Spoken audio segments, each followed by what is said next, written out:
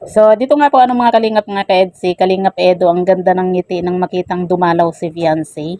At Fiancé nagpaiwan sa bahay nila Kalingap Edo. So, yan po yung ating pag-uusapan po mamaya mga kalingap mga ka-EDSI.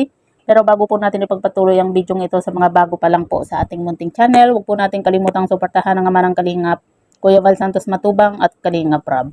At paunawa, panoorin po muna ang full video bago mag-comment para malaman ang nilalaman nito. So, dito nga po mga kalingap mga ka-EDSI, marami nga po yung natuwa dahil nga po sa pagdalaw po ni Beyonce dito nga po sa bahay po nila Kalingap Edo. At kasama nga po ni Beyonce ang mga pinsan po ni Kalingap Edo na sina Pau Pau nga po. At yan nga po mga kalingap, talagang marami po yung natuwa kasi nga po kitang-kita po natin dito nga po sa video po ni Kalingap JJ na talagang close na po ni Beyonce nga po yung mga pinsan po ni Kalingap Edo na itong sina Pau Pau, sina Grace at maging dito nga po kay Mami Ellen.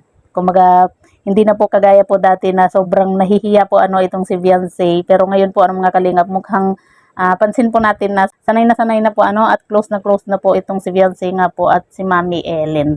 Kaya naman marami po yung kinilig at natuwa nga po Ito po yung ito po yung time na nagbigay po sila ng bulaklak nga po nung Mother's Day nga po mga kalingap. At yan nga po mga kalingap, kitang-kita din po natin yung ngiti po ni Kalingap Edo sa pagpunta po ni Beyonce at ng kanyang mga pinsan nga po dito sa bahay po nila.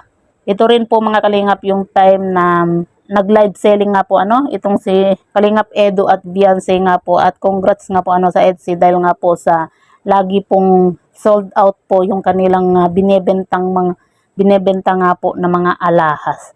Talagang masasabi po natin na marami po yung nagmamahal nga po dito sa Tambalang EDSI at talagang sinusuportahan po ng mga fans po ng EDSI yung live selling po At syempre dahil nga po sa sold out din po yung kanilang live selling ay may pabonus nga po itong si Beyonce dito nga po kay Kalingap Edo at yun po ay yung forehead kiss. Kung hindi po ako nagkakamali po mga kalingap, ito po yung pangalawang forehead kiss or pangatlo. 'Di ba? Kaya naman na masasabi po natin na talagang napakarespetadong tao po ni Kalingap Edo.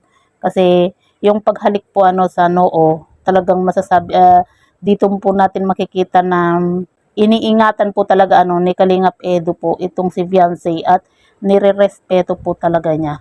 Kita nyo na lang po 'di ba sa paghawak pa lang po niya dito dito nga po kay Beyonce. Talagang ingat na ingat po itong si Kalingap Edo. So yan po mga kalingap, nakakatuwa lang po kasi nga po close na po itong si Beyonce nga po dito sa mother-in-law po niya.